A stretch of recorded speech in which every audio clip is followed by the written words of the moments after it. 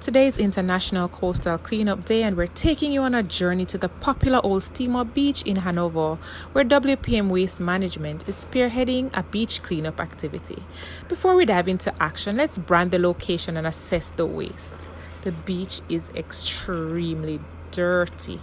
There are food packages, beverage bottles, and all manner of plastic waste all over the beach. It was really sad, and though dirty, persons were enjoying themselves in the water. Well, let's roll up our sleeves and get to work. The team was armed with gloves, trash bags, and a determination to make a difference, because small actions can lead to big change. Together we can protect the environment and ensure that future generations can enjoy the natural beauty of our beaches.